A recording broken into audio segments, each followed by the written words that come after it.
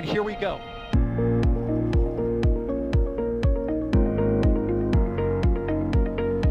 There's the W. Here's ignition. Roger, roll, Atlantic. Doubling up. Did it just do a Kerbal? Back to the moon and beyond. Put that in the big bag, Jingle. Back at home, we all have a lot of work to do, but from here, that sure looks like a perfect flow. Propulsion continues to be normal. We did have an observation. Equalizer. 343 unfolds to go. It's orange. Water towers can fly!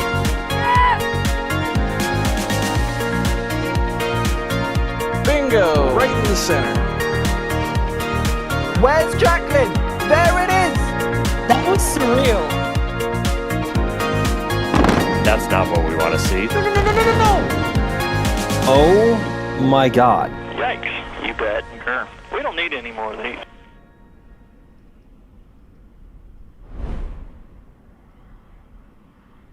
Good afternoon, Star Chasers. Is that a thing? This is another NSF live stream. I'm Kevin Michael Reed, filling in for Alejandro Alcantara Romero while he finishes writing twists. But we see action at Massey's test site at Starbase in Texas, and we needed to go live because there's clouds, and my official secondary title is Cloud Reporter, so I needed to report on the clouds. Of course, I don't know anything about starships, so I also have Ryan Weber with me. Hey, Ryan. Hi, Kevin. It's weird having you host a stream. Usually you're just kind of a voice in our heads. I am the voice in your head. I'm still the voice in your head. That's terrifying. But anyways, hi, everyone. How's it going? It's been a few hours since I just did the Raptor side, but if you were there. But either way, yeah, we have ship 40 getting ready to test here. Don't know what kind of test. We expect obviously engine testing because it's out there with the static fire stand over the trench. Yesterday either looked like an igniter or an abort. We don't really know per se. If it was an igniter test and it was planned, then today could be a spin prime. If not, then they might just go straight for a static fire today. We'll have to wait and see. But either way, the tank farm kind of started to chill down around 4 o'clock or so. It was a little bit before that. I think it was like 4:40 p.m. Central Time or so. So basically, once that happens, you kind of start a clock on how long it takes them to chill down the entire tank farm and everything like that. And based off that timeline, we should be really close to prop load. So we should see the methane subcooler vent and the LOX box fan vent start to, really start chugging here in the next, hopefully the next 5 to 10 minutes, give or take. And then we should be into prop load after that, and probably a T0 around 6 o'clock, maybe 6:05. So should be pretty close to any testing. That's like 36 minutes away from now. Yeah. Nice. Ryan, for those of our viewers who don't know what an ignition test is, can you explain what that is? Yes. Igniter test, sorry. Yeah, well, it's the igniter, ignition, whatever. Basically, for Raptor 3, as far as we understand, they're using acoustic igniters, which is kind of it's a little more innovative igniter system than in the past. A lot of times things will use high voltage igniters, or you'll use a torch igniter, so where you have a high voltage spark and then you're using gaseous oxygen and gaseous methane, and then that ignites a torch, which then can ignite the pre-burners or the MCC. But they don't use them on the MCCs, or I should say the main combustion chambers anymore. I was just about to ask that. Yeah. I'm trying to remember when I say an acronym to actually say it out, I get used to saying acronyms in my field, so it comes as secondhand just to say the acronym more than anything else. But basically, with these igniters, you have a tube, no moving parts. It's a tube that allows where you basically shunt high pressure gas, gaseous O2 and methane into at supersonic speeds. and then it can resonate. Once it hits resonance, it'll increase the temperature of the gases and then auto-ignite them, in layman's terms, is basically how that works. And then it basically is an igniter. So it works pretty well in all situations. No moving parts, which kind of helps that on SpaceX's side. And less power required in terms of electrical power, because you don't have to power the spark igniter. So that kind of helps. So, if it was an abort yesterday, what did we see that suggests that it was an abort? Well, we didn't see the deluge turn on, as far as I could tell. So there's a chance that they went to try to ignite, didn't turn the deluge on, or they did something else. But that also kind of leads more towards that it could have been just an igniter test, because we probably didn't see the deluge. So because there's no real reason to turn it on for just an igniter test. But also the other thing is it's hard to tell if the deluge turns on for Massey's. The visual indicators at Massey's can get kind of iffy at times. So we think I think it could have been an abort, but of course can be wrong. Kevin, you've always said I'm always wrong, so you know. You are. You've been a little more optimistic lately, so I appreciate that. Well, I try sometimes, you know. Hey, Jay Keegan, if you're listening in the background, I am producing and talking, so I can't really type, but the panel is not working. Those of you who are in chat and watching, if you have any questions for the amazing Ryan Weber, he likes to talk, and I like it when he talks since I'm hosting and he has all the Kevin, information. it's working for me because I had it open because I was supposed to host this. I'm still not done with Twist this week in Spaceflight on Friday nights here on this channel, but I'm almost there. So I was going to say it's working for me. So it actually just started working for me. So I don't know. Calling the Jay Keegan God has seemed to fix the problem, and we already have some support from Bideford, who said, "Great to hear you, KMR and Ryan. Happy evening test." Thanks, Bideford. We always appreciate you. You are always here, and you're always naming everybody, which is really super cool.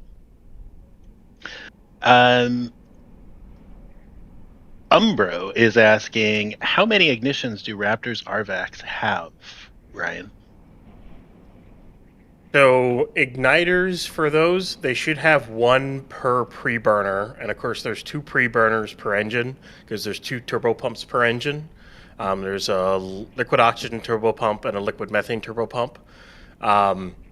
So 2 per engine. So on Starship, you're looking at 12. And then on booster, you're looking at, 66?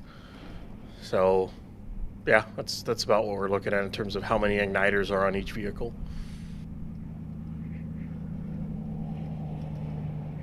I think the secondary question to that would be, can a Raptor, how many times can a Raptor reignite? Do we know? Well, that depends on how much igniter gas you have. So there comes a point at which you're going to run out of igniter gas plus spin-up gas. So there's a reason why they significantly increase the amount of composite overwrap pressure vessels that are on booster, because they wanted to do a 3300 boost back burn. Well, now to reignite the 20 outer engines, you have to have enough spin-up gas and enough igniter gas in order to actually do that. So basically, like if you have an unlimited supply, I don't know how many times you could reignite a Raptor. I don't even think SpaceX knows how many ignitions you could go through before the engine destroys itself from where. They'll find out eventually that limit, or they probably have an estimate of what the limit is, but until they actually test one to failure or simulate a test to failure or something like that, then you kind of don't really know. And we might be into prop load now, at least on methane side. I think. I think we're not there on the lock side yet, but we're getting close. How long does it take, Ryan, for the tank farm to spool up and then go into prop load? For Massey's, it takes about 50-ish minutes to do it.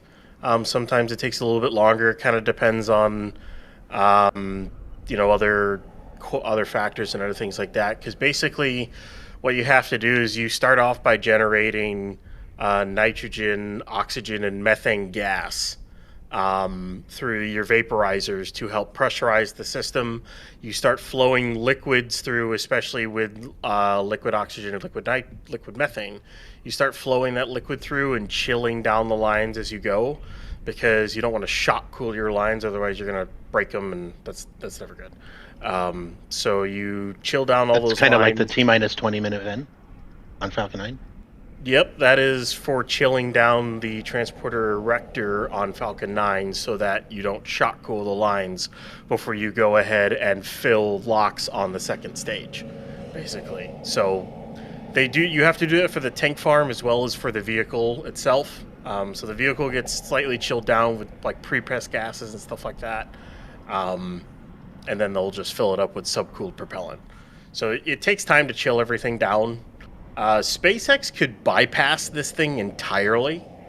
So what they're doing right now to chill it down, they could bypass it entirely if they used vacuum jacketed lines on everything. So like if they used vacuum jacketed lines from the tanks to the pumps to the subcoolers to the test stand, they could keep it chilled nonstop. Just kind of recirculate as they went and keep the whole system chilled, and then recycle any methane, and any oxygen they kind of use up, and they could just keep the entire system chilled at all times. So they could do this with a launch pad. So if they really want to launch every single hour, they would need to do vacuum jacketed lines everywhere, which they don't really have. Oh, look at their new view. They don't really have that right now everywhere. They have it in some places, but not everywhere. If they did it everywhere, they could, in theory, keep the tower, the service structure, the cryo trench, the pumps. They could keep everything chilled down at all times, and all they would have to do is put a booster and a ship on the pad, and then hook up the QDs, chill the QDs down, load it, and go. And they could just keep everything chilled down at all times. And then if they need to do maintenance and whatnot, of course, you take liquids out and everything like that. That's a thing they could do. I'm hoping they do that at like Slick 37. And maybe when they rebuild Pad 1, I hope they do like vacuum jacketed lines on everything. But we'll have to see once it's built. Well, that's how we get to hundreds of launches a day, right? Yeah, that's how you get to hourly launches. That's the only way they're basically going to be able to do it, is to do vacuum jacketed on everything. Otherwise, trying to chill down everything to the correct temperature every single time with just insulated lines, that's just going to take too long. So, Eric Fraser knows the things I like, and Eric KMR said, I don't know anything about starships, and he said that's probably why he thinks Ship 26 is the best ship. No, I think Ship 26 is the best ship because it was the best ship. Is it? By the way, we have prop load. So we have prop load. Cool. What are you seeing right now that suggests that that's happening? It looks like I think we got frost on the LOX tank. A little bit. Yeah, a little bit of a frost on a LOX tank, I think. Yeah. It's kind of tough from this camera, from the Rocket Ranch outpost, to see. Because being the cloud reporter, I can see that the clouds are going in front of the ship. Maybe not frost yet, actually, but but it definitely looks like things are chugging along towards frost, probably in the next few minutes. So we're definitely into prop load though. So because the vents that's what the vents indicate at this point, that they are the subcooler vents are under pressure. So they're basically flowing a lot of liquid nitrogen through the subcoolers to chill a bunch of prop. And you only do that when you're trying to push a bunch of prop into the ship and move a lot of fluids. So that's where they're at right now. Bideford is back in the support queue and says, "Good late evening, Alex. What time is it for you now? Thank you for joining tonight and tomorrow. Hope so." Thanks again, Bideford. 12:40 a.m. 12:40 a.m. Ah, that's not too late. It's not too late, no.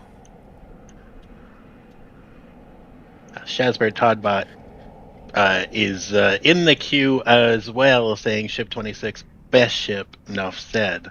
I'll say, you know what, right now, whatever ship is testing is the best ship.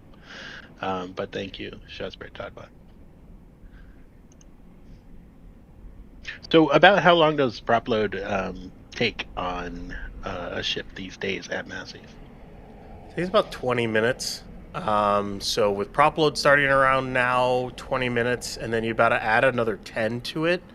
So they're a little bit slower than they were yesterday, so I would kind of say around 6:10 for a T0 at this point. We should see kind of prop load start to finish up around 6 o'clock. We see those, when we get the flap wiggle, when they go to test the flaps, which is around T-minus 10 minutes, I'm kind of expecting that around 6 o'clock, give or take. That's when we'll know we're about 10 minutes away from any test or so. So that's kind of what we're looking for at this rate. Sorry, I was trying to switch to that new camera, and then all of a sudden it moved again. Mechazilla is asking, do you guys think we'll see any new tests during the next flight? Any new tests? I think no. I think they'll try. What I think they'll do is they'll do the same thing they did with ship payload deploy. We'll see. We'll see if they try to do any other fun stuff with Starlinks or Dumblinks or whatever. They'll definitely try to do the in-space burn. Booster's job is do the full mission. Get ascent, boost back, and landing. Do the full thing, get it done. And the ship's job is to basically do the same thing that 39 did, except for add in the in-space burn and don't have an engine out on ascent. I don't think there really is any reason to test anything new. You just kind of need to get a perfect suborbital launch. If they get that on the next flight, then I would say there's a very solid chance at orbit on 13 or orbit on 14, I mean, and probably catch the booster and try to catch the ship, because the ship, they can keep the ship up there for as long as they need to, get the booster off the mount, catch the ship, and then maybe launch from KSC for 15 is what Shotwell was saying. So. Well, it's really interesting because Gabriel GG just asked, do you think Flight 15 from the Cape will include a ship catch from there as well as a prediction? Ooh. If they go for a ship catch on 14, I think it'll depend on how well that goes, whether or not they try that at the Cape.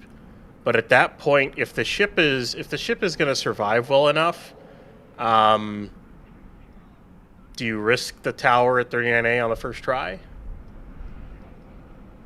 Maybe not. The thing is, if they don't catch that ship, then they have to send another one way or the other. If they do send it, can that one that they catch actually be reused? So there's a couple of question marks there that we don't really have the answer to. And the camera started moving again on me. Ryan, Terry is asking, do you have any idea how many engines are installed on Booster 20 per day? No, we don't have a number on that. I wouldn't be surprised if 20 has all of its engines by this point.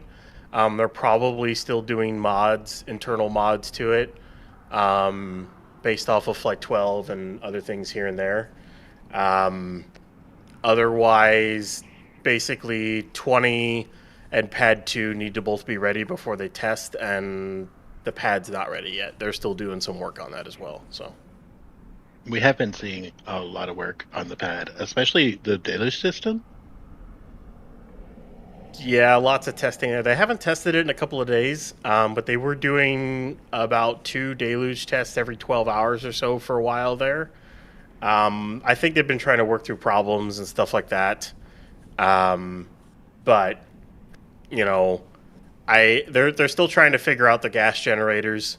It's a brand new system, and they're just trying to work out kinks and trying to refine it, basically. I think the deluge is really cool. Like the plate under pad 1 was cool, but I think the deluge is just really cool. It's almost beautiful, you know? It's like a fountain. Looks like we have Lox Frost, I think. Unfortunately, none of our cameras today have the lighting's always bad at range with massive. Yeah.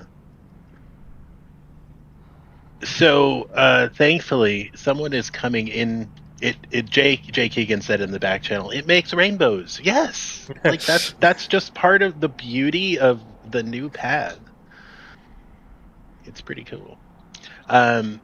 So anyway, someone is coming in to relieve me, so you don't have to keep hearing my uninformed voice. I can tell you plenty about video and cameras and broadcasting, but not about Starship. Hey, EJ Saw, are you over there? I'm here. But hey, your voice isn't that bad. You have a very producer voice. It's good. It's good. People usually hate producer voice in their ear. No, it's good. What's going on, EJ? Chad? Take over. Okay. No, I actually was kind of hoping you'd stay and host, because I mean, I don't know, Ryan. He ain't bad at it. He's pretty good. What?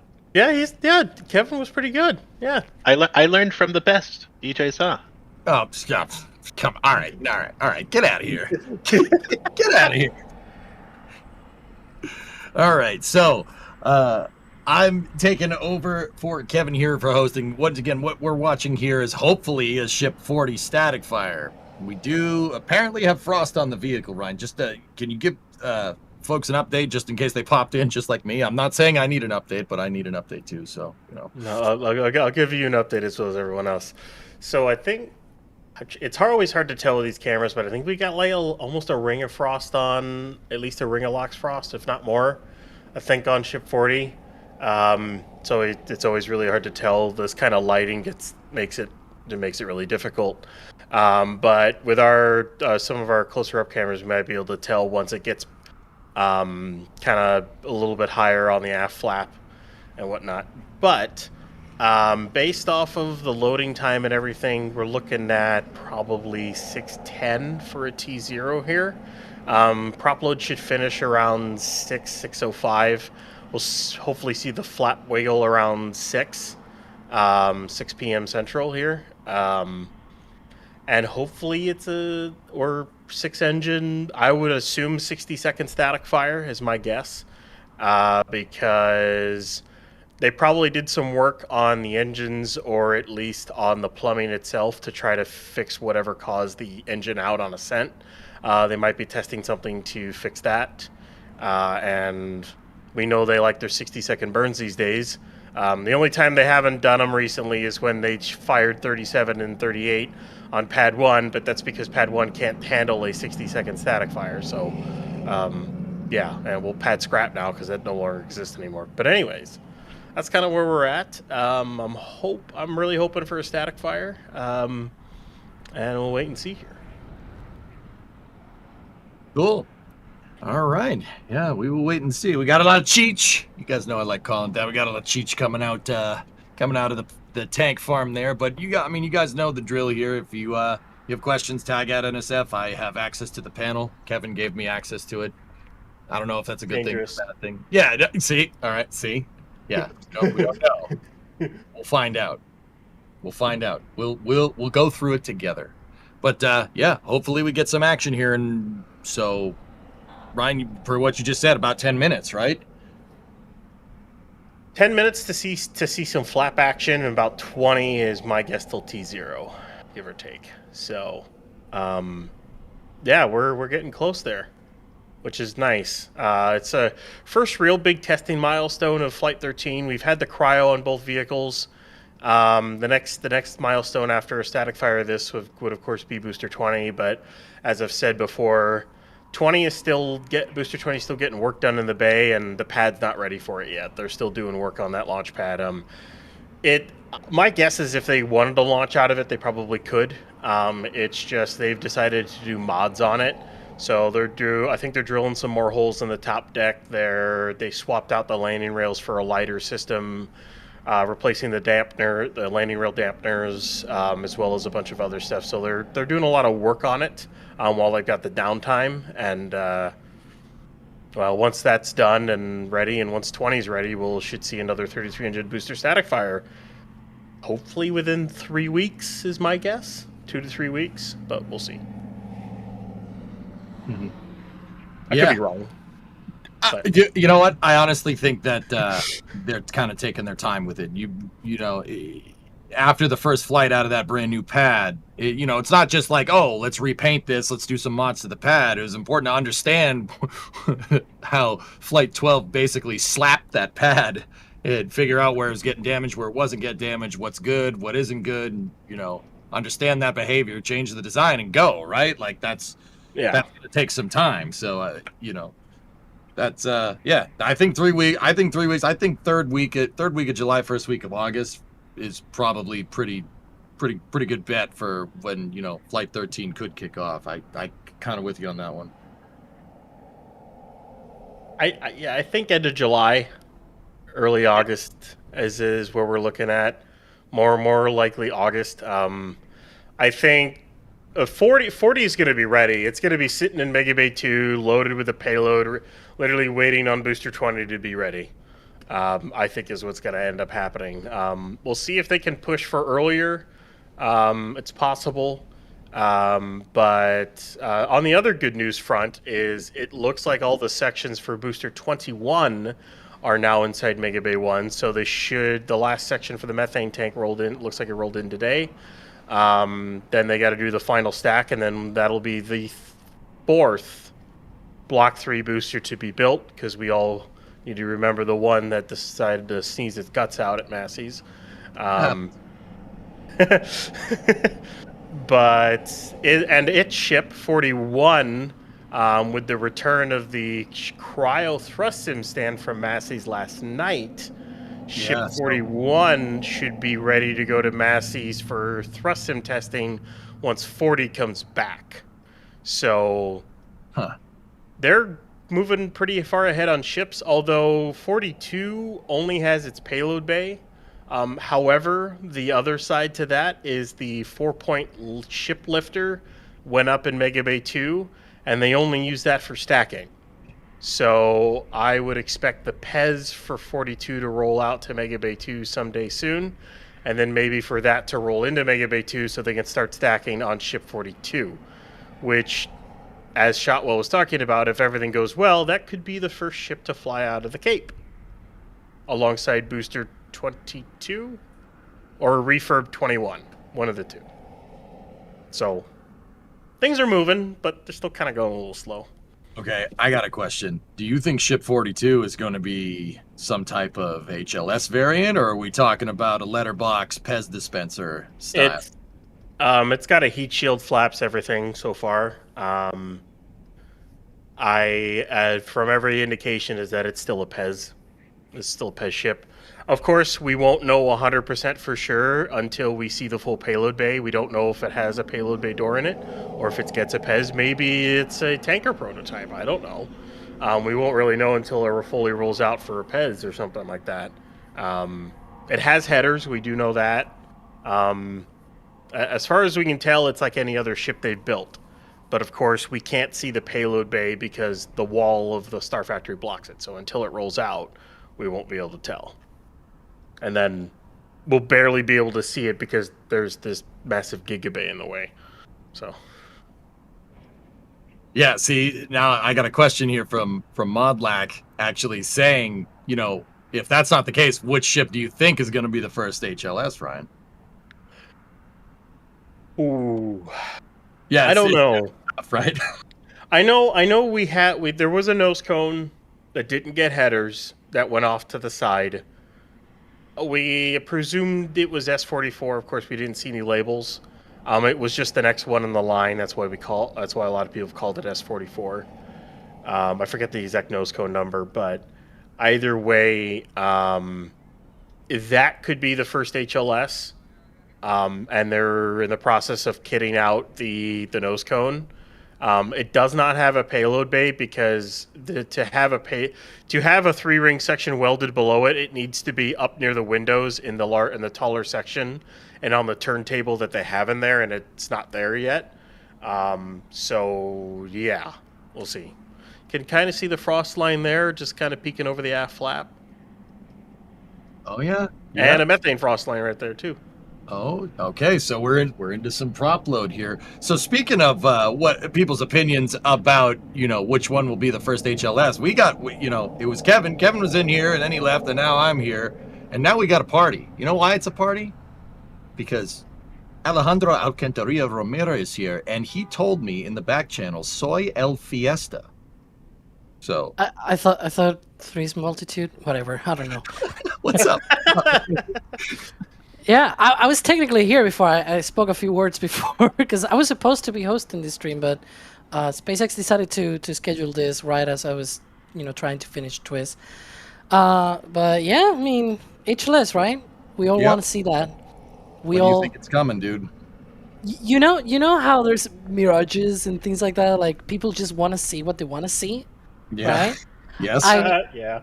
I find funny that every single time there's something odd with a Starship vehicle at Starbase, we always have these sort of side quests trying to answer the fact that no, it's not an HLS, right? Because look, there's a weird nose cone, for example. Just gonna give you an example, a current example right now. There's a weird nose cone at inside the Star factory. The unicorn, right? Yeah, the unicorn one. First, they had some kind of I don't know, steel contraption on the very tip of the nose cone. And people were starting to say, oh, that's the hinge. That's the hinge for the nose cone because, it's got to have a docking port that's protected by a little nose cone sort of thing like Dragon. And it's like, look, the problem is that nose cone has header tanks. So if it was anything related to HLS, it's a very bad HLS simulator or ship or whatever, right? Because the HLS vehicle will have the docking port in the nose cone, and I don't think the crew is going to be transferring through header tanks. But I'm seeing that. I'm seeing the frost. Hi, I'm guessing this is Kevin. Kevin Michael Reed, our fearless producer. He's channeling his inner John Madden illustrator. But yeah, like it started with that, and then they got a hatch on the side. It was a hatch like we see, for example, on the tanks for people to go inside. It's smaller than but not for. It's even smaller. It's smaller than even a normal hatch. Wow. Yes. Yeah. Okay. Yep. So it's even smaller than the hatches that they already used to get into the tanks. So, it's get away with that, right? Because people were starting to say, "Oh, that's a docking port." The docking port's twice as wide as that thing. And now there's a pipe connected to it, and people keep saying that it's docking adapter or something like that. It's an 18-inch pipe flange for likely hooking up an actuator or something. I'm just going to say, with the HLS design and everything, whenever it appears, it'll be everywhere. It'll be headlines and thumbnails and all the things on every single video out there from us and other people covering Starship and everything, because you can bet we are all waiting for HLS. As to which ship, I have no idea. As Ryan was saying, pretty much every single nose cone that we've seen are getting header tanks. There's only a few outliers, right? I'm also wondering, because Ryan mentioned that Ship 44 nose cone as well, from a few presumed Ship 44. Yeah, presumed Ship 44, exactly. That was last summer. Yeah. The last time we saw that thing, I think it was in July. It's almost about to be a year since the last time that we saw that thing. And I don't even know where that went, because it's not like the Star Factory is super huge in terms of height, right? Because the only portion that it can really have like nose cones that can be lifted and things like that is the part that we can see, right? That window part that faces the highway. So I'm really curious about where that went. Might have been scrapped by all we know. We'll see. No, it's in the rocket garden with ship 15, Alex. Sorry, it's my fault. Yeah. So, Ryan, per what you were saying, we should be getting up on some wing wiggles here, right? Shortly, if the T0 I said is right, we should be getting, because the flap wiggles indicate about T minus 10 minutes. So whenever those do that, that is about T minus 10 minutes. So just kind of have to watch for those to happen. I will say, though, it is a much slower load. We started seeing frost like 15 minutes ago. And they're only about halfway on the LOX tank. In fact, it's going slow. So I don't really know what's going on. They're going a little bit slower than normal. The methane looks fine, but the LOX side is definitely going a little bit slow. So maybe they're doing another test or something along those lines with that, or maybe it's not a 60-second run. I don't really know. Either way, we'll wait and see here. Wait and see how high the LOX tank goes. Yeah, absolutely. Yeah, so that's what I wanted to touch base on, because you're looking at the LOX fill, and maybe some folks don't know from the behavior that we've seen in the past from other coverage of static fires, Ryan. They're going to fill the liquid oxygen tank all the way up to the top and use it as ballast so the thing doesn't take off, right? Yeah, that's part of the reason they do it. I think one of the other main reasons why they always fill the LOX tank is because they're always testing their tank farm stuff. I think it's a combination of different things. Because they use it to protect things, and of course they only load what methane they need instead of doing, I don't know, a certain thing another rocket company did and it didn't end very well. I'm New Glenn. What? Don't ever do a wet dress in a static fire. That's all I'm going to say.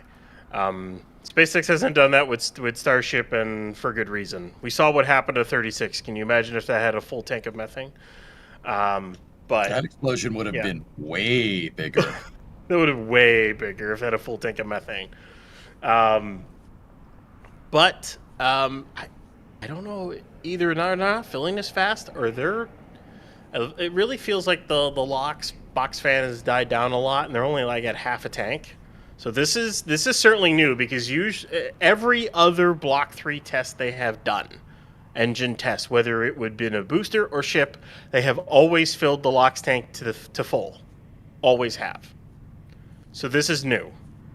Because if we really are close, then this could be a different kind of test. Maybe single engine? I mean, considering the LOX load, you don't need full LOX tank for a single engine, right? Yeah. Which, that would actually be something different, because they didn't do that with 39. 39 did igniter, spin prime, 6 engine, that was it. And then, of course, it did, I think, another igniter. It did that igniter test before launching, too. Yeah. After we assumed was at least one engine swap. So this is a new test for Block 3 ship. To be fair, to sort of point here or note, I'm not saying that it's going to happen, to be fair here as well. I'm saying that there could be a reason for them to need to do a single engine test, right? Because first, they were planning a relight test on Flight 12, but unfortunately they did not get there. And they also had engine issues, right? Both during ascent, they had an RVAC going out, and also during landing, one of the 3 sea level engines was disabled from the get-go. You can even hear from Dan Hewitt's commentary well before the engine ignition started that it was going to be already at 2-engine landing burn, precisely probably because they already saw that there were problems with that 3rd engine. So I wouldn't be surprised if they were to do extra testing on this campaign, just because of the things that they observed on Flight 12, and sort of trying to mitigate some of that. If at least those things were part of the ship, of course. If it was just the engine, well, engine bad, cannot relight or cannot do things, right? And so, well, it's the engine's fault, not the ship's fault. And then, oh, flaps are moving. I see the flaps moving. So 6:15 then. Yep. Yeah. But that's basically what I think, that if they were to do a single engine test, it is different than Ship 39, but it could make sense based on the things that we saw on Flight 12, that maybe they want to test extra things. Maybe it's not even a single engine static fire, like maybe it's something else, for all we know. The one thing I will point out to everyone is, remember, with Ship 39, they were up against the clock to get that thing tested, get it ready, and get it out for for Flight 12.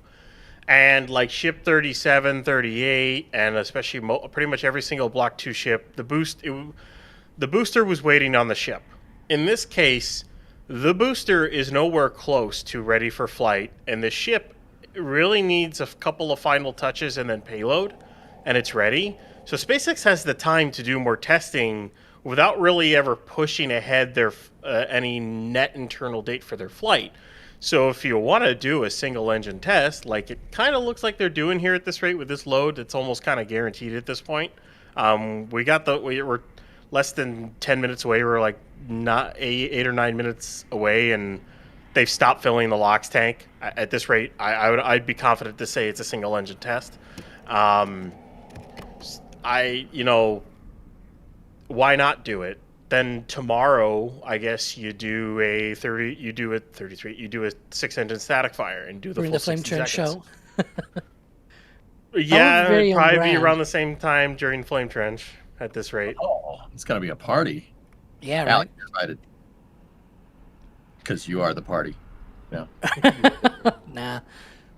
No, but I mean, it will make sense if they have a little bit more time. We were discussing this in our back channel, so it was like, I don't know. I don't think, I think that they're gonna take the time, because I think even if they took a week, like if Ship 40 did not complete its static fire testing until like next week, I think they're still on time. Oh yeah. Because it's the booster basically what they're waiting on. And the booster was like a month behind the ship. The ship, like this vehicle, completed cryo testing, like what, 2 weeks before Flight 12 happened? As of right so now, it had plenty of margin. there's a chance, depending on how long 40 takes and if 41 is ready, that 41 does its cryo before booster 21 is fully stacked. There's a chance, which is kind of ridiculous, but it seems like Ship 42 and booster 22 might be a little bit more aligned, as in stacking at the same time. Definitely, if they can, because we were talking before, well, you were talking before about the potential plans for the next few flights, right?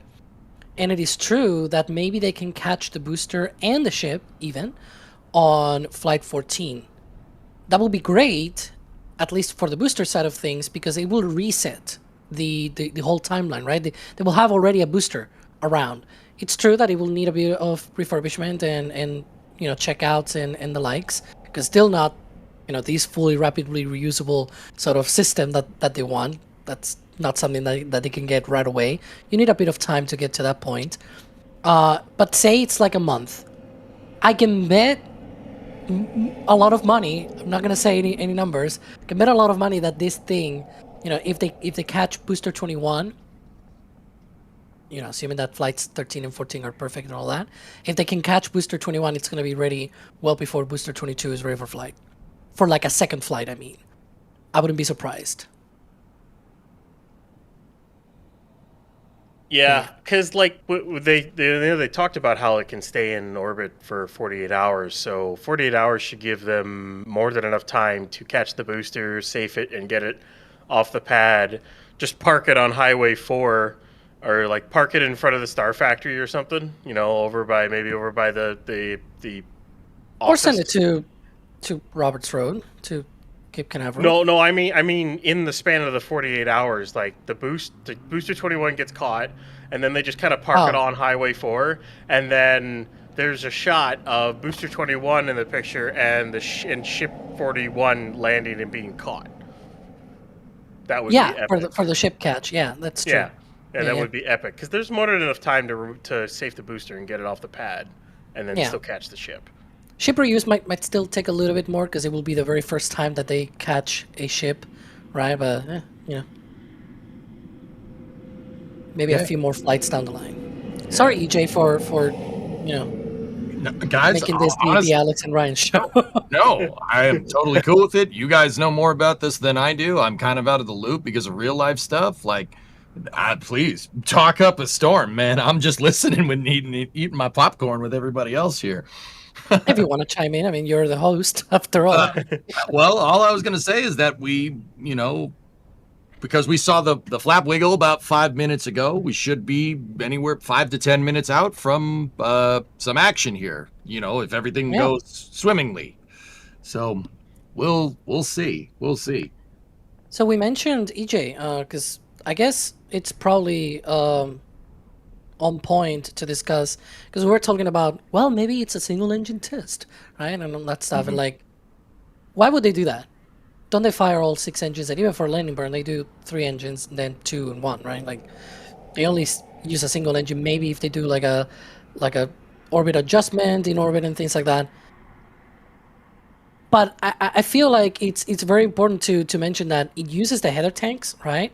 When they do those relights, and it's a different plumbing system compared to what they do with the main tanks.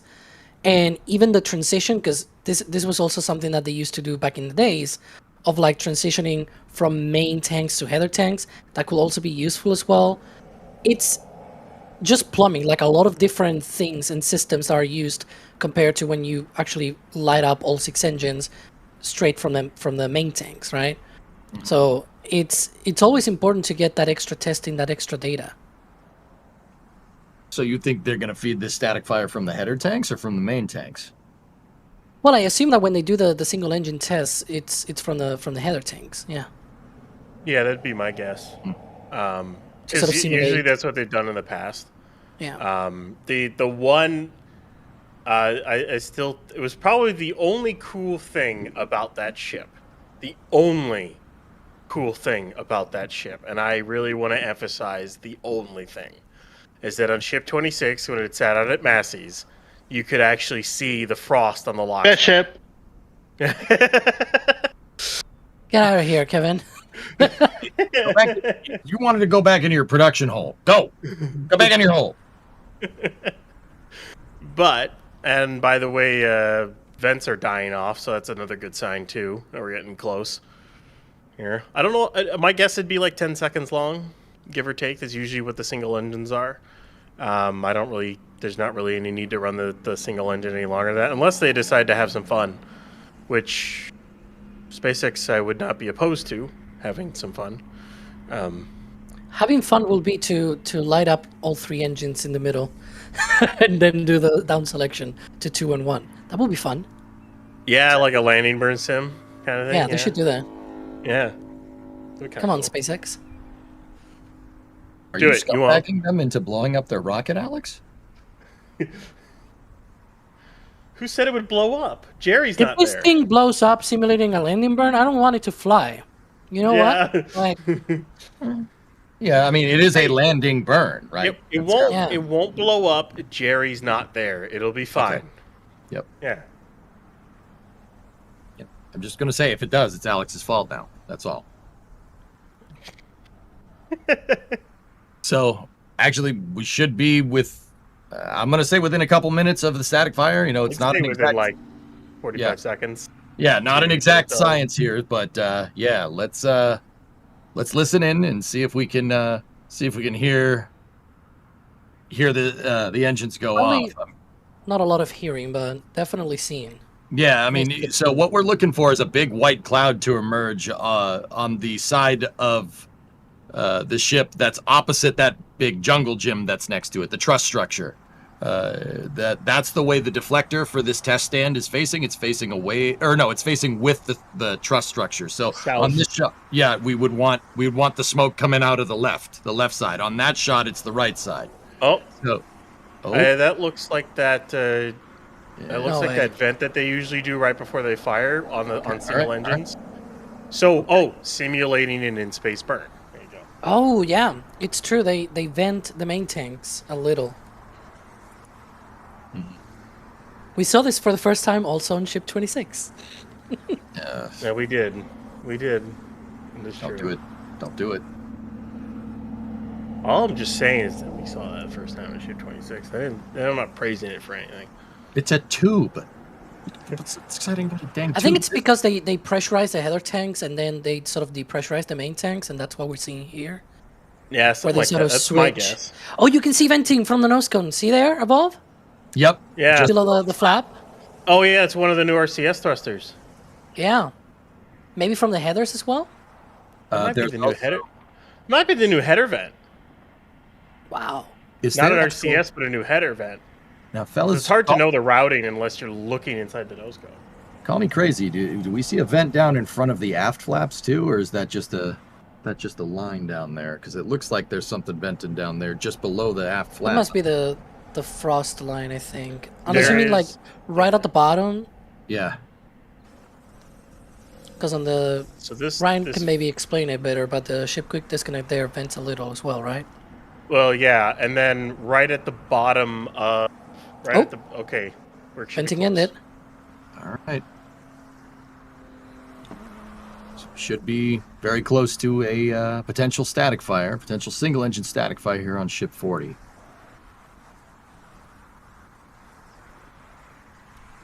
Light her up, come on.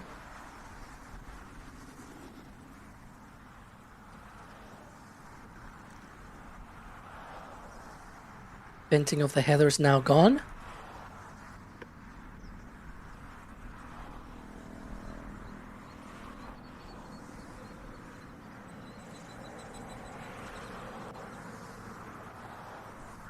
If we get some action here out of trying not to blink. You can breathe, guys. Chat, you can breathe. Yeah. Hold your breath. It's good.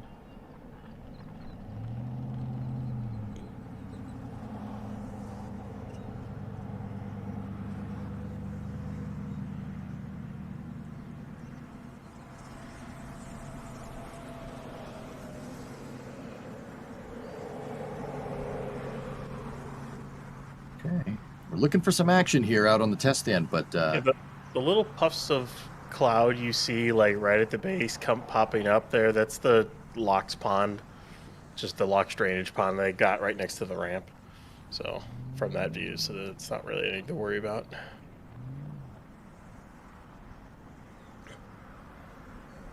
Final checkout, SpaceX. Light it up? Question mark.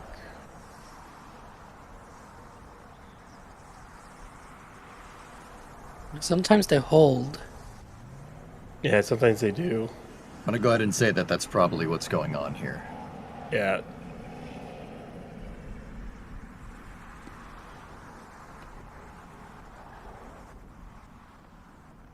So, SpaceX is seemingly in a hold here for Ship 40 for a potential static fire. Once again, is that venting from the deluge tanks? Which one? At the far? Okay, no. No. I don't think so. I think it was because of the liquid oxygen tank farm like being in front.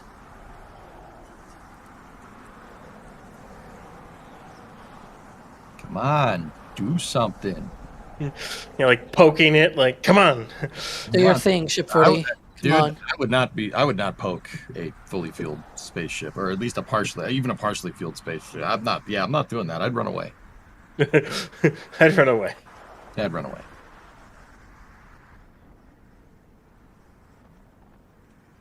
And also, don't lick it. It is cold. We don't want to do. Really? It's also interesting because we have not seen also like, like yesterday when the time for the test came and went, and it was like, oh, we have not seen any static fire or anything, but we did see like depress venting and then also the detanking going on.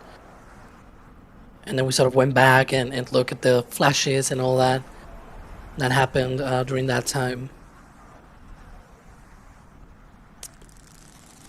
Oh, some flakes of ice.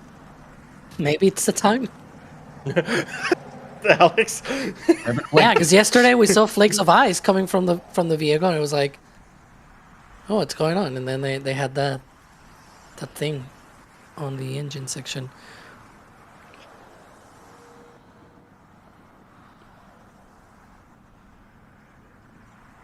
Yeah, somebody's saying that I'm reading the tea leaves. Look, I'm reading already like ants. Where are they going? They're going to the north. Okay, let's go here. The tea leaves, they're rotating this way. Like, look, it's just so complicated sometimes to follow this program. You know how complicated it is. It's the whole thing of, well, we're waiting. Kind of like You're not being the ship, Alex. You got to be the ship. You got to be one with the ship. Be the ship. One with the ship. I thought I had to be water. Be water, my friend. I guess I will have been used as deluge then. All right, that's fine. Ryan, you be the ship. I'll be the ship. That's why I'm gonna be in the flame trench tomorrow. Oh, are you? I thought you said you didn't want to come. I don't know. I'm being scheduled for it, so. All right, let's go. I'm available. You got Alex instead of me. It was either me or Alex. I think it was the whole thing. Yeah. Whatever. Why not both? I don't know. All right. Well, we'll make these plans later. Anyway, I don't know if we can do fun. We're talking scheduling here as we're waiting for Forty just to do something. That's how desperate we are to see any testing. You see, guys, like I would love to go answer questions from the chat as the host, but you don't want to go down. You don't want to go down that road and then have it static fire while you're talking, right? Yeah, can static fire in the rain? Yeah, probably, and then boom. Right? Wait, why do we keep bringing that up? That's bad karma. Let's not do that. But I don't see it detanking or anything. I don't see. I mean, I know the methane reclaim vent is on, but it was on before we figured there was a T0, like it was yesterday, which is kind of odd. But like, I don't think they're detanking or anything. It feels like they're in a hold. But this is kind of a long hold, to be honest. Well, we haven't seen any depressurization vents. If they were gonna, I'm not saying the word, it rhymes with rub. If they were going to do that today, we would see the depress vents, right, Alex? Yeah, it sometimes. Oh, drone. Oh, yeah. The drone's up there. Is it a drone or a bird?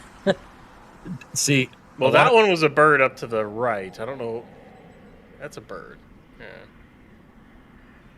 Two birds.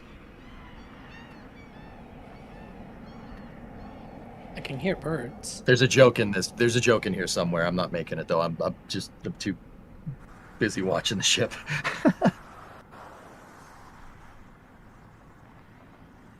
Jerry's in chat, Ryan. Uh-oh. Jerry, leave. Get out of here. Go home. Go away. You were at the last two explosions. It's your fault. That's right. He was at 36 for S36, and he was there for NG4, so I blame Jerry.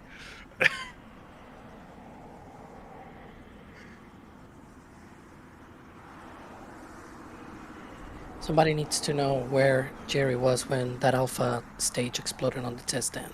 Yep. Where were you the day of? FBI style. All right, so if you're tuning in, you're wondering why we're all sitting here staring at this big tube out in the deep in the south of Texas. That's ship SpaceX way Starship. South. Yeah, way south, right? So south that the thing on the left is Mexico. Yeah, exactly. This is the Ship 40 SpaceX Starship Ship 40 static fire attempt. We're hoping to see them fire the engines up on this thing in a second, which will be a treat to see. If it happens. We were, per the fueling kind of cadence that we saw today, we were supposed to get something about 10 minutes ago, and that didn't happen here. So, we'll wait and see. Wait and see what's going on.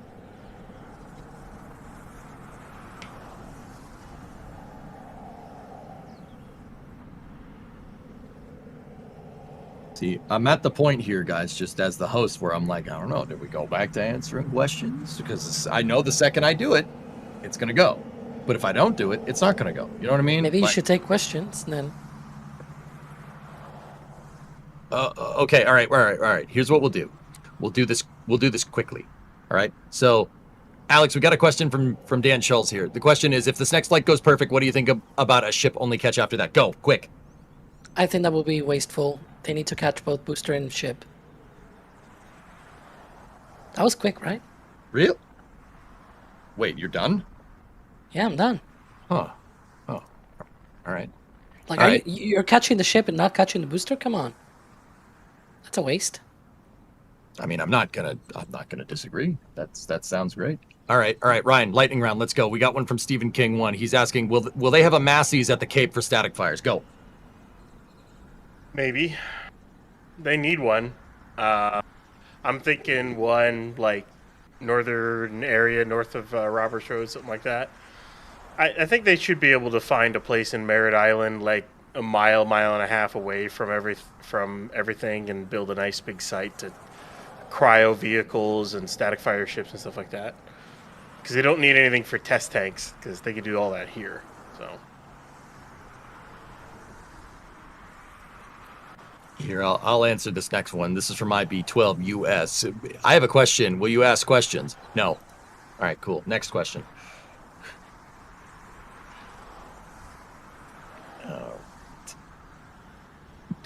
Midnight. I'm not answering that. All right. Anyway, I'll go through some support here. We'll lightning round this thing. Mr. Fluffy with a $2 super chat saying, "What's this? I hear bans being laid down for Ship 26 Love. If I was in charge, I'd be doing it, but I'm not, unfortunately." And then we have PNW here with a $10 super chat. Become one with the ship Star Zen. Oh, jeez. Are we just? Is that what we're doing now? We're just putting star in front of everything. Did you see all the different names they have for star? It's just kind of it's bad. Starship, Starlink, Starmind, Starpipe, Star Factory. I'm surprised they don't call it Starbase. Like instead of Gigabay, just have Starbase. Oh. Yeah. Why not? I thought you said bait for a second. Is that just me? That might be in the future. When they go fishing in the oceans of Europe or something. Maybe Starbait. Because they use bait from Starship to fish them up. I don't know, whatever. SpaceX should have they should start their own cryptocurrency. You know what they should call it? They should call it Starbucks. Oh, wait. No, never mind. They have Starbricks. Starbricks? Yeah, I mean, that's close. The TPS, yeah. Those are somebody with a very loud motorcycle. I don't know. Chat, what do you think? That kind of sounded like a Ducati to me. Listen. That's bike guys, where are you at? That sounds like a Ducati. You can recognize her by her purr. Oh yeah, Ducati's made low. It sounds like a tuba going to the bathroom. Yep. You know how funny that would have been if this thing had fired while you were saying that? I know. Did everybody post that for social media? It's like, yeah.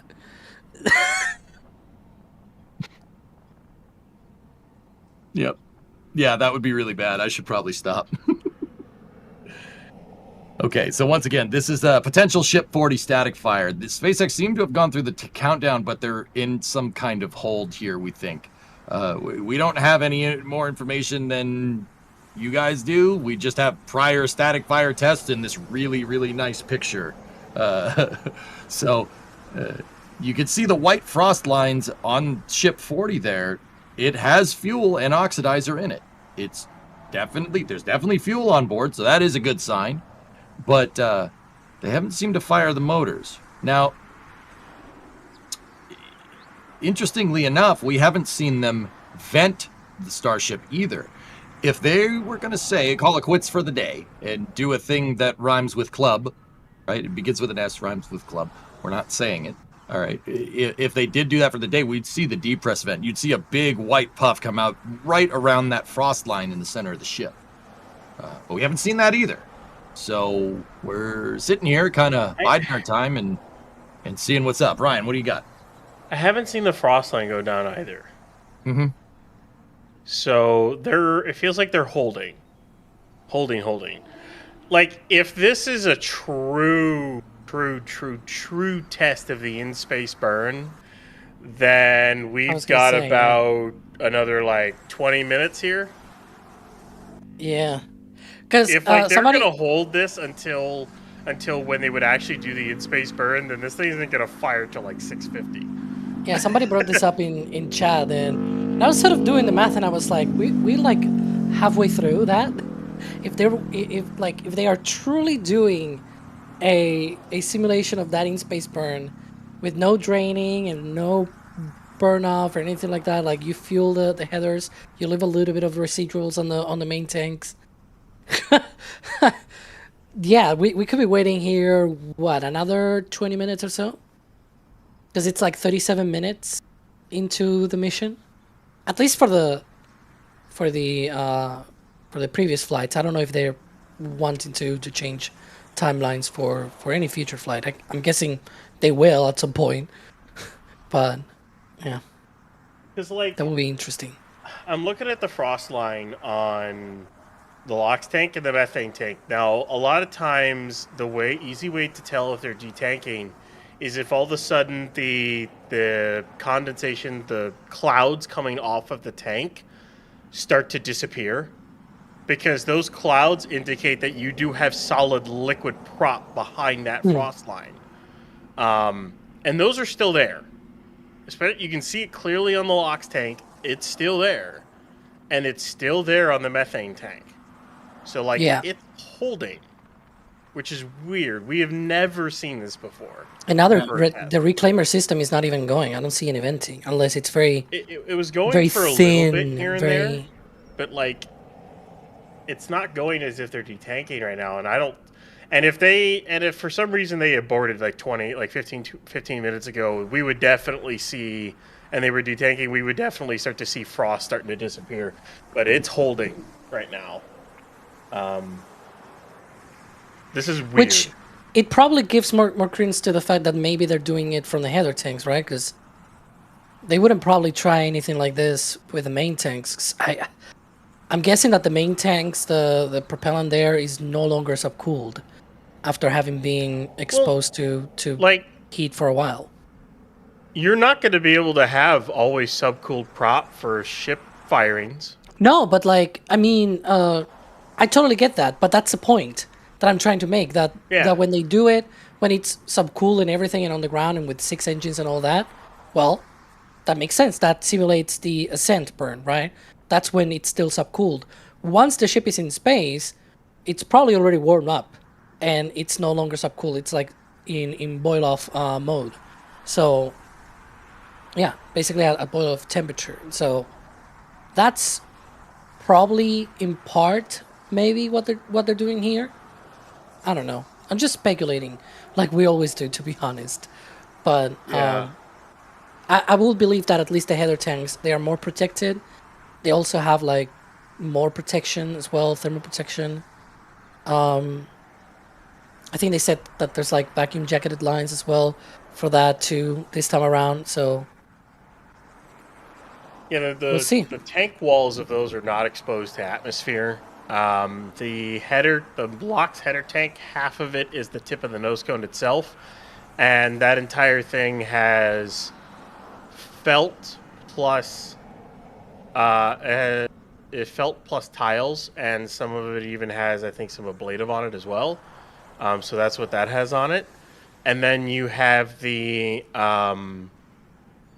methane header, which is inside the nose cone, but its tank wall does not touch the outside tank wall. So whatever temperature it is inside that nose cone, nose cone will chill down nicely from two balls of liquid prop, cryogenic liquid prop would chill down that nose cone.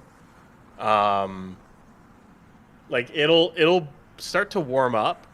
But like, if they really are going for as authentic as they can of an in-space burn without actually being in space, then they let it sit for at least another 15 minutes, and then they fire it and see what happens. Which, I mean, cool. That's the only thing that this could be, Ryan. Like that's the they're holding the frost lines. Yeah, that's kind of what I'm thinking. So I mean, just for context, guys, on Flight 12. Starship made it up into space, suborbital, right? Not all the way up into orbit, but like 98% of the way there. And then what they did was they vented excess fuel, right? And they let the vehicle coast. And unfortunately, they did have a leak on one of the engines. What? Venting? Large vent again? Like that. They were gonna. Do I see also venting from the aft end, like on the stand there? Yep. Yeah, that's out of the aft. That's out of the ones out of the aft flap hinge. Yeah. Don't they fire those also for like settling and things like that? Are they also simulating that? Maybe. Are they simulating like a full in-space burn here? Well, they didn't let it sit for as long, but maybe they let it sit till it got to the temp needed because it might heat up quicker here than in space. Just to clue the viewers in, guys, like what we're talking about here is that Flight 12, that they wanted to relight the Raptor in space and they didn't get a chance to. They could be trying to replicate that part of the mission with Ship 40 to see if it can to simulate the on-orbit relight. It's possible. Like that's the only kind of sequence. Oh.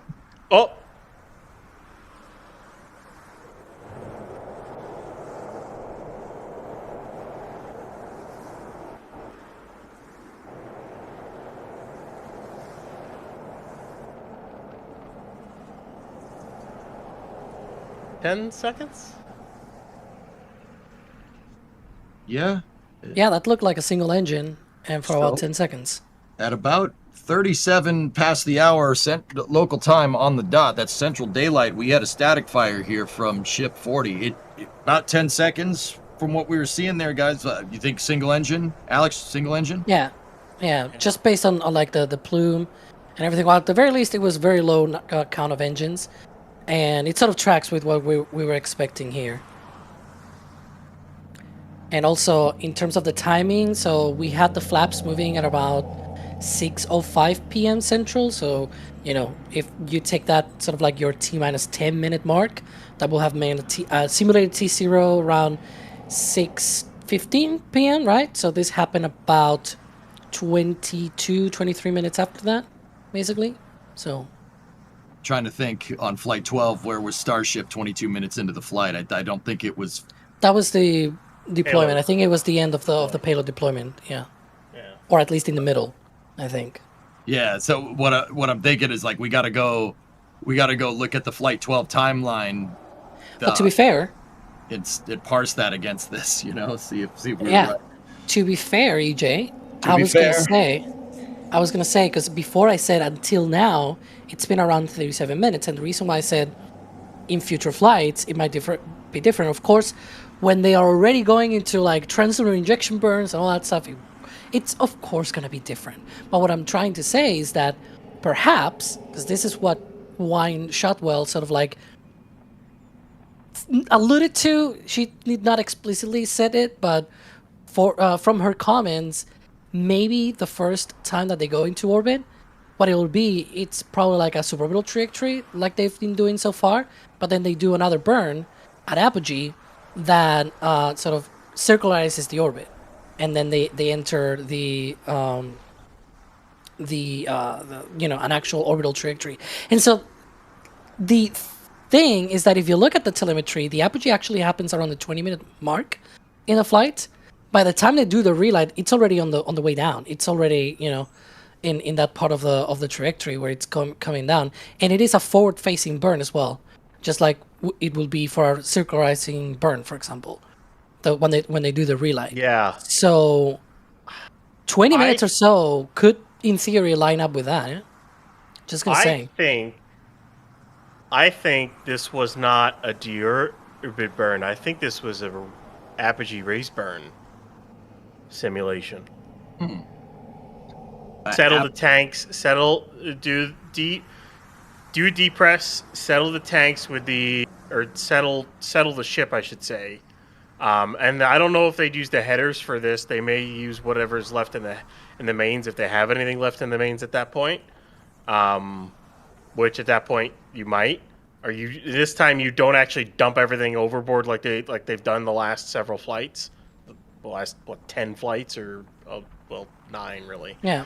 But where you don't dump everything overboard after SECO for the ones that made it past SECO. You keep a little bit of the tanks. You do a quick ullage burn or ullage settling maneuver off the RCS that you have in the aft flaps, and then you fire a single engine for, I think that was like 15 seconds actually. I have to go back and look, but it was like 15 seconds give or take. And then so you raise your perigee, you get to orbit. So basically, the whole point is to send the ship on a suborbital trajectory. Once the ascent burn is done, assuming you had no engine outs on ascent and all the systems on the ship check out fine, you do your raising burns, so you then get into orbit, and then you sit in orbit for however long you want to sit into orbit. At that point, assuming you caught booster 21, you then get it safe, get it off the launch mount, and then you return ship 41 to the pad. Now, if the ship encounters some kind of issue, or if they think they can't get it back for a catch, they line it up with one of their splashdown zones in the Pacific, like off Hawaii or in the ocean or anything. They deorbit burn it, splash it down, and then they try again on 40 for like ship 42 or something.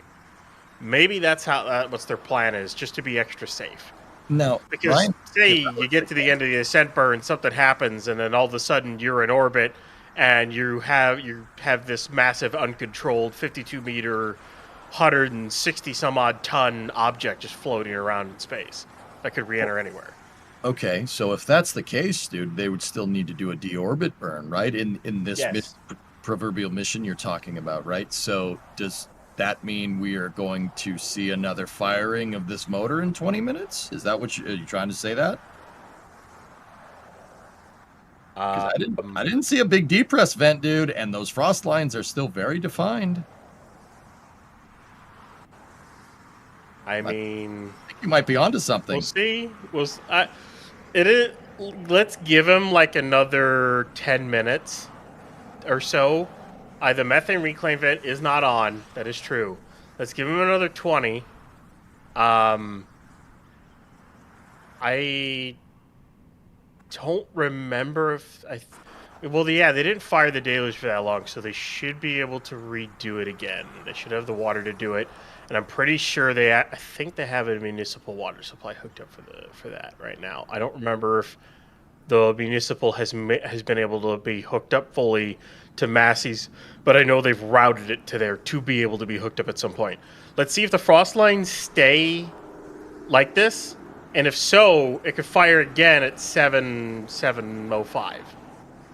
Or if they wait longer for it to get warmed up and then they fire it again. Maybe they fire it at 37 minutes or 40 minutes in. Maybe. I don't know. Well, it's technically in orbit. If they fire it again, it will be for the orbit burn, right? Right. Exactly. The ship is like, oh, I am in an orbit now. I need to deorbit.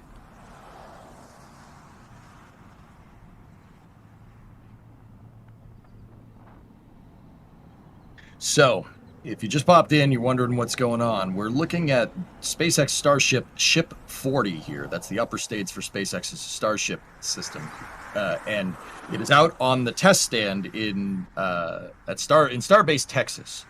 We just saw a static fire. Looked to be a single engine static fire that was about 10 seconds. But, we're going to wait around here for a second, because usually what happens after a successful static fire test is we see them start to what's called safe the vehicle, where they start, getting the propellants out of the vehicle. They did to get all the fuel out, right? If you're going to, complete the test and you're going to send people back over to the ship, you don't want fuel inside it, and you don't want oxidizer inside. But if you look, right at the center of the ship there, you see a white stripe. All right. That white stripe is frost that's accumulating on the outside of the methane tank, the liquid methane tank. There we go. Oh, dude, I got arrows. Look at that. That's awesome. Right. Now, Visual cues. yep. Now, what that means is that there is still, in the spaceflight industry, it's called commodities. There are still commodities on board. There's still liquid methane and there's still liquid oxygen in there. Now, keep in mind, we're just theorizing here, but they didn't bend down the tanks. There's still fuel and oxidizer. There's still commodities in the vehicle, right? So, I don't want to count chickens before they hatch, but we think, Ryan and Alex and me have been talking here, my two co-hosts here, and we think they might be going. It's possible that they might be going for another engine firing here on the ship. We'll have to wait and see. Yeah, because the methane reclaim vent's not on, so they're not detanking and reclaiming methane. Not that I can tell. Unless they're detanking it and burning off in the enclosed burner. Yeah, I don't know. We'll have to wait and see. Yeah, I say we wait, see if the frost line goes down here to really be definitive, or seeing those clouds coming off the tanks go away. But it's kind of interesting what they're doing with this thing. So just to say, they looks like they've done just to kind of recap for everyone here. I was going to say this. It looks like SpaceX has completed what would be a mid-course correction burn, is the best way to say it. So basically, when Starship launches, and the way the trajectory they have done it the last for basically every single flight, is they aim for suborbit. Now, while the perigee in theory is technically above ground, it's so low that they start hitting the atmosphere, they burn off the speed, and they re-enter anyways. So it's a suborbital track with drag, so they can re-enter at a specified location in the Indian Ocean. The first two flights were targeting just south of Hawaii, and then the third flight they started to target the Indian Ocean. Now, to get to orbit from that trajectory, there are two different ways you can do it. One, you can just burn a little bit longer on ascent and, get into orbit, increase your speed enough to where you're into orbit, and then you can hit your apogee and raise your perigee again if you really felt so inclined to, depending on where you were at. Or you can hit your suborbital trajectory, and then right around where you hit your apogee on the suborbital track, you fire your engine again, or engines, depending on how many they do, which would probably just be a single center Raptor, and you increase your perigee, so you're at your apogee, so your highest point in your orbit, and burning that engine towards prograde would get you to increase your perigee, which means then would be in a stable orbit. It'd be probably like 300 kilometers or something like that, I think, Alex, or somewhere is where they're at, 350. And then you're into orbit. You are then a stable orbit. You're not going to re-enter probably until lower than that. Yeah, or a little lower. I don't really know what they aim for, but then you're in that stable orbit until you flip the ship around and do a retrograde burn to slow yourself down and re-enter wherever you want. And in the case, if everything checks out for Ship 41, assuming that it's Ship 41 that does this, not this ship, you then target to land back at Starbase and get caught. So that would basically be SpaceX's way around of trying to be as safe as possible. So, like, if for some reason on ascent you have an issue, or maybe you're doing checkouts after the ascent burn, so you do your suborbital trajectory, you finish your ascent burn, now you're on your suborbital track, so you're going to re-enter in the Indian Ocean no matter what. Doesn't matter what you do, you're re-entering in the Indian Ocean.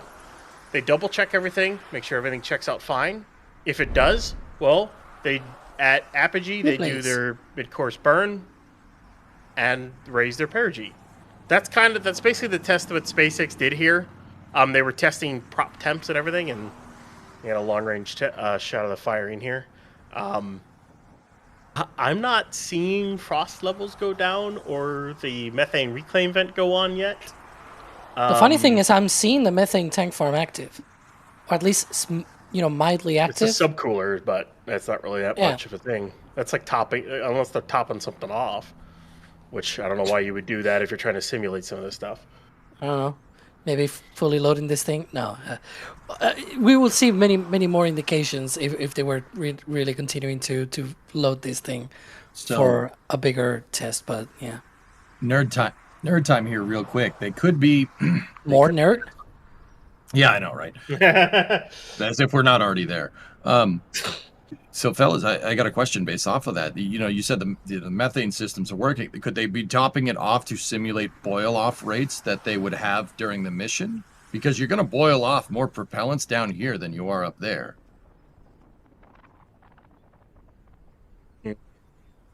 I don't know. Just something to think about. Because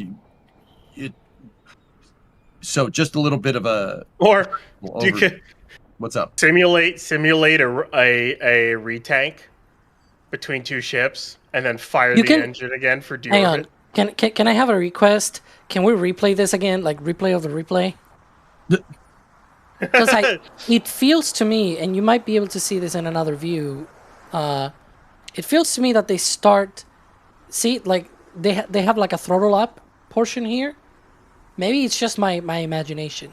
There's another view which will show as well. Part of these replays. See, it starts a little bit and then whoop, it sort of continues. You know what I mean? And there's another view where you can actually see. No. I'm saying only throttle up. I'm not saying more engines. No. I'm saying throttle up. Like it starts maybe at like a low throttle and then whoop, it sort of goes up in thrust. Because there's another view. It's sort of the opposite from the one on the right. So we have two deployables out there, right? There's another one apart from the one on the right, and that one can actually see the little muck diamond under the ship, very far in the distance, but you can see it, and you can see it actually going down a little as the engine lights up. So we'll see. Once we get to that point, I'll point it out. So, Alex, if they are indeed modulating the throttle on a Raptor engine, what is the use case there for doing the ramp up like that post engine activation? Well, I assume that they start the engine at 50% thrust or something like that, and then they just throttle up, or maybe like 80%, just like the RS-25. They do the same with that one. They start like a lower thrust, then they ramp up, and then at liftoff they sort of continue the ramp up for. Like, for example, SLS goes to 109%, right? But it does that after it's already lifted off. And for shutdown, they do a very similar thing as well, where it's like they throttle down to something like 80%, and then whoop, it shuts down. We've seen the same with Raptors, where they sort of throttle down as well, and then they shut down. Mm-hmm. Cool. Just asking all the questions I think people would want to hear. So, HendoClone has a question. I'm actually going to put it up. It's actually a pretty good one. Ryan, I'm going to bounce this over to you. So HendoClone's asking, if they do these tests tonight, do you think Flight 13 could potentially go to orbit? No. I think they're doing these tests with Ship 40 because they have the time to. They've got the time, as we've talked about before. Booster 20 and Pad 2 aren't even ready for static fire campaign for the booster. And probably won't be for at least another 2 weeks. At least that's my guess. So they've got the time. The ship needs to gets its 6-engine static fire done, go back, do its final checkouts, load payload, and it's basically got like 3 or 4 weeks to do that. Before even hitting, you got like 3 weeks till you hit mid July if they want to make that. You got like 4 or 5 weeks until you hit end of July at this rate, and the ship is within days of finishing its 6-engine static fire. I think they're doing this because they have the time to. I think they pushed the ship out there to do a 6-engine static fire, and then I think something made them realize that we have the time to do this other stuff. So let's try some of these tests. let's do some of the stuff we were going to do on 41, and let's try it here since we have the time to. Why not? Cooler heads prevailed. Maybe, yeah, cooler heads prevailed, and they also went, well, let's do this. Alex, do you see what I'm seeing? Yeah, it now looks like there's clear defrost going on here, especially on the methane side. You can see sort of the fingers of no frost, if you will, and also on the LOX side as well, on the liquid oxygen side, the flap is sort of already blocking the way of the frost. Like the frost level has gone down enough that the flap is already blocking it all. What is this view? It's of some trees and a sky, but that's not important right now. So, all right, fellas, you guys were talking a little bit before. Shirley, can't be serious. No, I am serious. Don't call me Shirley. So, Ryan, you were talking a little bit earlier about how if they were going to simulate a landing burn, how it would be, or would the better way to phrase this question is the deorbit burn done with the header tanks? Yeah, it'd be done with the headers. Okay. Because I don't know how much you would have left in your mains. If they did have leftover in the mains, then they might do the deorbit burn with the mains and then dump what's left in the mains, and then save the headers for landing burn. Unless they design the headers to have enough for deorbit and a landing burn at all times. And that may only be from low Earth orbit. If you're trying to deorbit from GEO, I don't know if the headers have enough prop left in them, but that's a whole other thing. But either way, I think from LEO plus landing, I think the headers might have enough in them to do that. So now the reason why I ask is because if they're still doing this simulated mission, now keep in mind that's a theory that we have, right? I mean, and if we're going to see some action, it's going to be in the next 10 minutes again, right? But if they're going to do that deorbit from the header tanks, the frost lines on the main tanks don't matter, right? Nope. So in fact, like when they've done the in-space burns, every time they've done them, the main tanks are entirely empty. Anytime they've done them in flight, because basically, and they learned this the hard way, their Ship 25 was on its way to go into space and make its suborbital trajectory, but they started the LOX dump into the already running engine exhaust, which helped cause a fire, and then they blew the ship up. They didn't do that for Ship 28, and they went and got to orbit. Or at least got the suborbital trek. But every time they've done a in-space burn... Oh, it's this view, the one that I mentioned. Yeah. You can see the flames. Yeah. Yeah, once it replays again, like replay of the replay, I can sort of point out what I saw, which was like the engine starts and then you can see like visible change in that flame as it ramps up. yeah, I see what you're talking about. With this view, we can just see the engine exhaust at the bottom of the ship. Yeah. The star frost. Oh god. And the there's the engine, and whoop, see there. Yeah. You can see that the first like the igniter flash, then the engine starts, and then you can see like the like the plume changes as it throttles up. Then it shuts down, and you get the flame, the iconic flame of a Methalock shutdown. Yeah. It likes to put on a show, that's for sure. It's no shuttle engine with the big sparklers. That's all I'm saying. It is not. It is not an RS-20. It is not an Well, it's SSME. got the... Yeah. We do have, at least on the pad, the detonation suppression system. That's which I guess water, it's more reusable. Not fire. Yeah, well, it is. Yeah, it serves the same purpose, though. It is. Well, it's to dissipate excess gaseous fuel to prevent an explosion. The DSS and the sparklers serve the same purpose, but the sparklers burn it off. The DSS just disperses it with water and nitrogen. It's definitely more reusable. Yeah. I was hoping it would be sort of like what they have for Ariane, which is instead it's semi-reusable in the sense that it's just like it's not sparks. It's sort of like as if you had like a little lighter, sort of like an igniter for an engine. You know, where you've got the fuel in the oxidizer and you've got a spark there at the end, an electrical spark. I mean, not actual sparks, and then you create a torch. So you can see this when they light up the Vulcan engine on the Ariane 6. You can see that. And one of the things that really shocked me is that they used that for lighting up the engine. It's not just like a hydrogen burn-off system. It's actually to start the engine as well, which is hilarious. Yeah, Nicolaj. Yeah. Because I see a lot of people when shuttle used to fly and the sparkles will come up from under the engines. They will say, "Oh, that's what starts the engines," and it's like, no, the actual igniters are inside of the engine. No, for the Vulcan engine, they use those as the starter of the engine as well. I don't know why, but hey.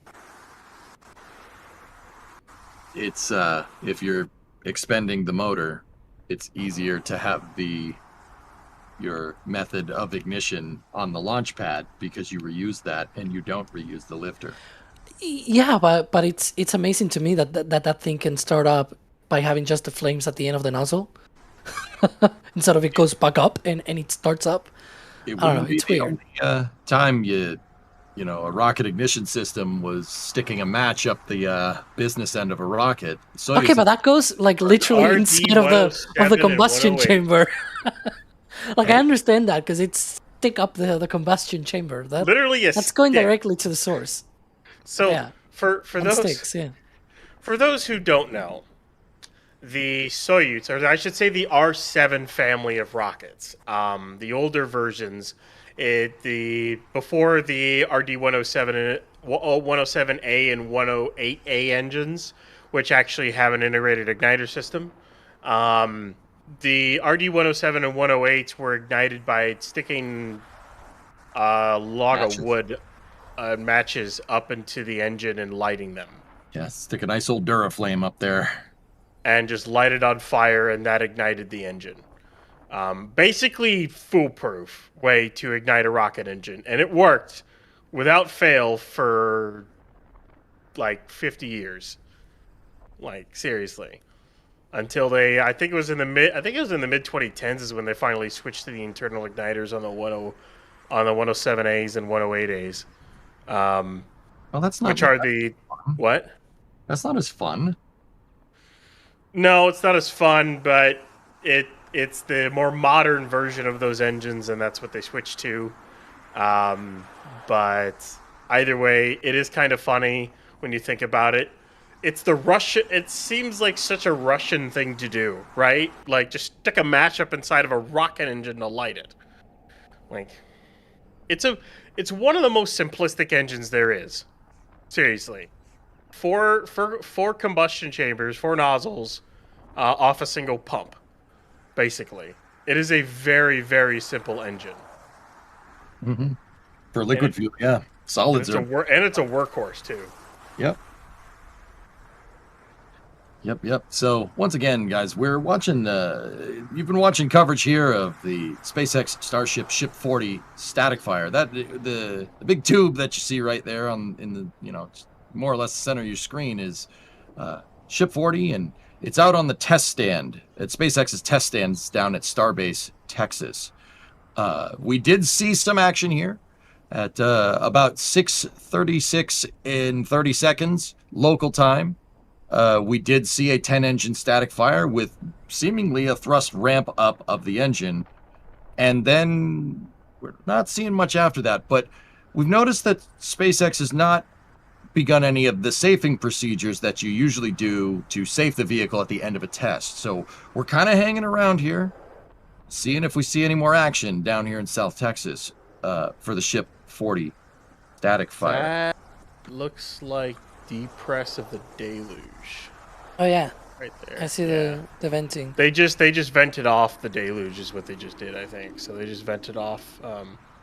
Yeah, that venting is there the on the left, methane. right? it's methane subcooler that just turned back on there. Yeah, the one to the left of that one. Yeah. It was a 10-second static fire from one engine. Sorry, my Yeah. brain did not brain correctly. Yeah, look a little bit closer to 15, but yeah, between 10 and 15 seconds. Probably because of the throttle up and throttle down portion. It's hard to tell, but I think it was more than 10, but less than 15 kind of thing. Yeah. It's hard because we cannot see the actual engine itself, unfortunately, and so yeah, going by the exhaust plume, it's also not a foolproof idea. It's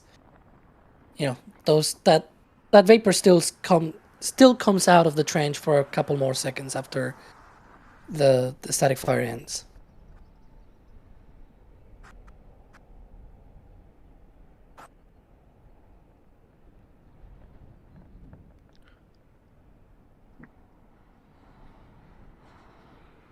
All right, I'm going to go through the support while we're here in a holding pattern.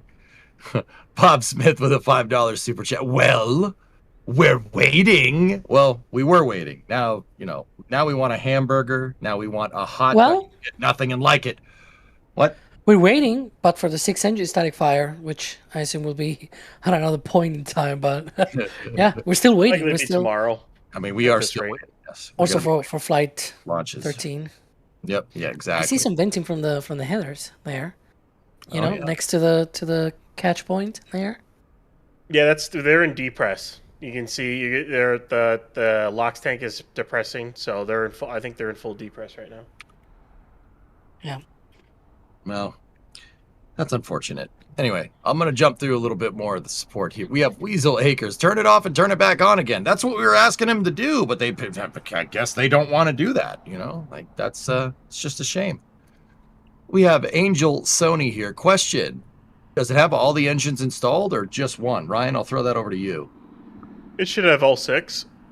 I would say there's we saw a bunch of engines go into Mega Bay 2. Oh, is it beginning of May? End of May? Is near third week of May, give or take, is when we saw a bunch of engines go in. So it should have all 6 engines. Of course, there's no ways for us to confirm it when it rolls out because they have the work platform up on the stand, so you can't do any engine bay shots. So. Okay, cool. So we got Drunar. What's up, Drunar? How are you? We got $5 Canadian, bud. Oh yeah, that's great. I'm picturing a 6-foot 2x4 with one red painted end being swung by a guy that shoves it up the rocket and runs like the wind. Oh yeah, I mean, you gotta make sure that you run really, really fast. Yeah, if he runs away really fast, then then the whole thing's gonna work. Thanks for the support, man. Sorry. All right. And we just got a full country unfollowing us. It ain't all right. We like you guys. You guys are pretty cool. All right. Telstar 86 with £2 super chat saying these views are startling. Really? Why? I am not very startled here. Sorry, Telstar. You never told things, so of course you're never told. I ruined your joke by making an even worse joke. Oh, please. How about that? Yeah, no, please keep the bad jokes coming. I love those. I'm getting old, so it's just, the cringier the joke, the better. Let's go. I do believe the kids call it unk status. Oh yeah, I'm gonna own that.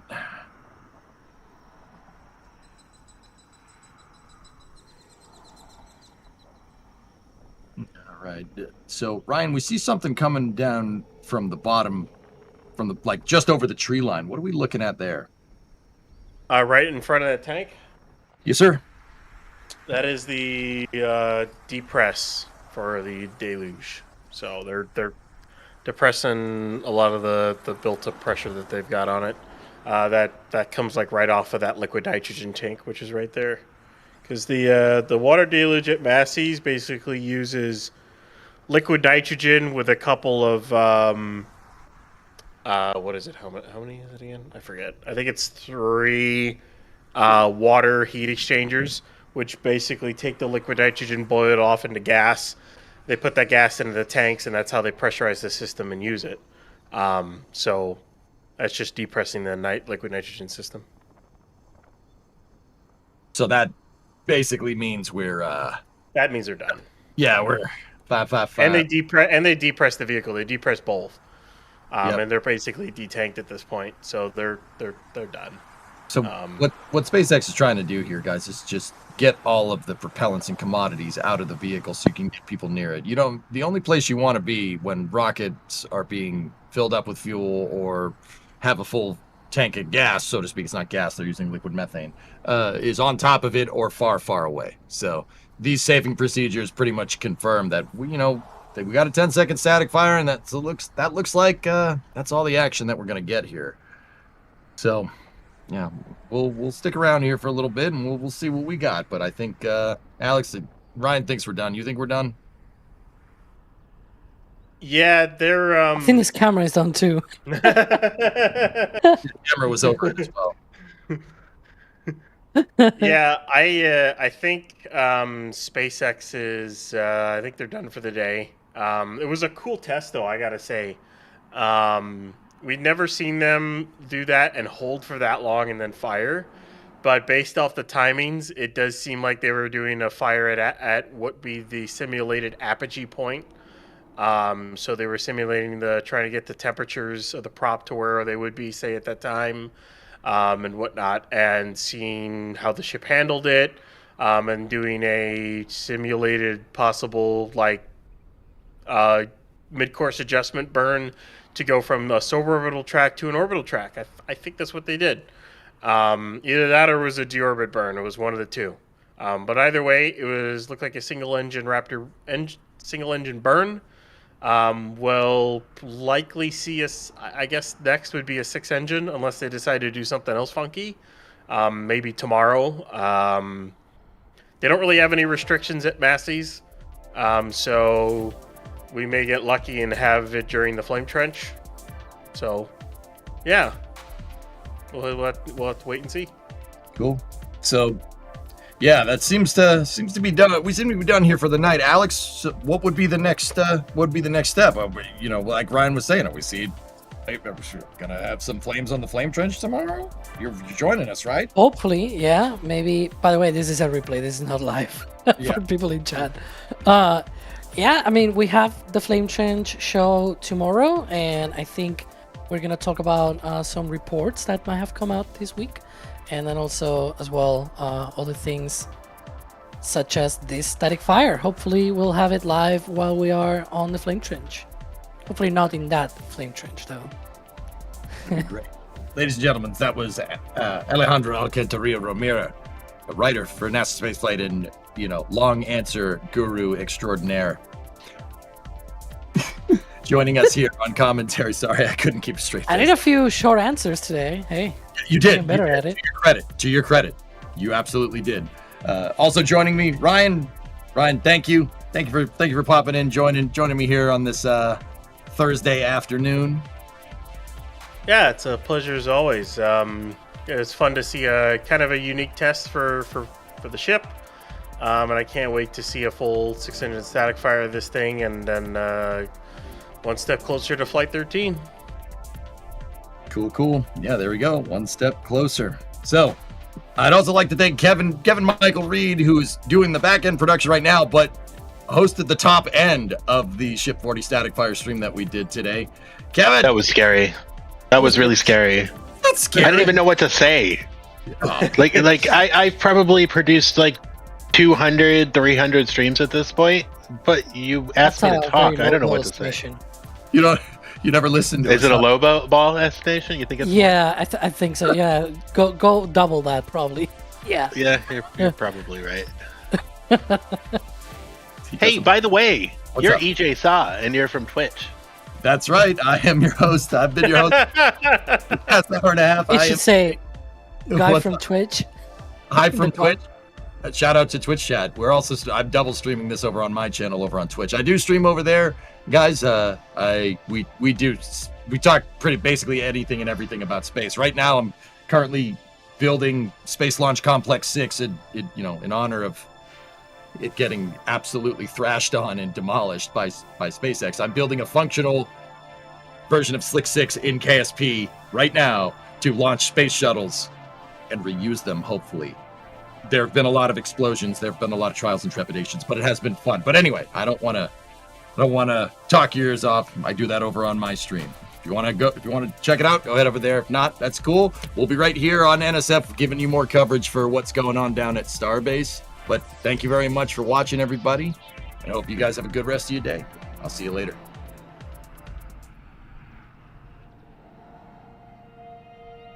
And here we go.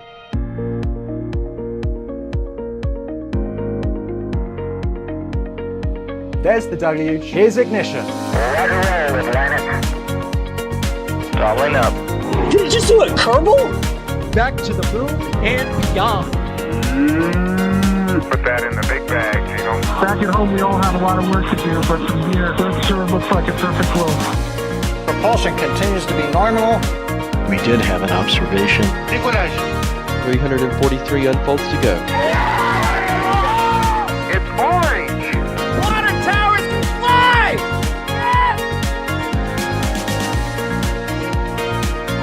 Bingo! Right in the center. Where's Jacqueline? There it is! That was surreal. That's not what we want to see. No! Oh my god. Yikes. You bet. We don't need any more of these.